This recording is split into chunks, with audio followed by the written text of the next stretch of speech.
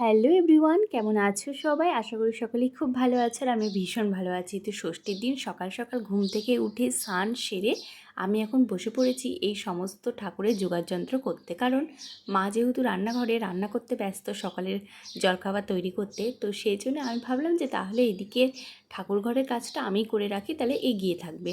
কারণ ঠাকুরমশাই আসবে ওই 10:30টার দিকে, আর আমি ওই রেডি করে তারপর নিজেও রেডি হব সেই জন্যে।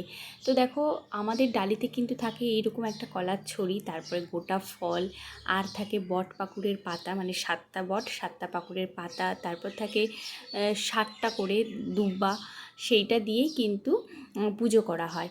তারপরে হলুদ সুতো, আরও অনেক কিছু, দই আম, এগুলো তো থাকেই, পাখা, এগুলো সমস্ত কিছু দিয়ে কিন্তু ডালি সুন্দর করে সাজানো হয়। তো তোমাদেরও কি এই সমস্ত নিয়ম আছে? সেটা কিন্তু অবশ্যই কমেন্ট করে জানাও। তো দেখো, এখন আমি সমস্ত কিছু ধুয়ে তারপরে সিঁদুরের টিপ দিয়ে এখন আমি এগুলো একে একে ডালির মধ্যে দিয়ে সাজিয়ে নেব। আর আমাদের দুটো ডালি দেওয়া হয়, কারণ একটা হচ্ছে মা দেয় আর একটা বৌমণি। আর বৌমণিদের আসতে যেহেতু দেরি হচ্ছিল, সেই জন্য ভাবলাম যে দুটো ডালি একবারে সাজিয়ে রাখি, তাহলে এসে আর ওই সাজানোর ব্যাপারটা থাকবে না। ঠাকুরমশাই ওদিকে প্রায় চলেই এসেছে।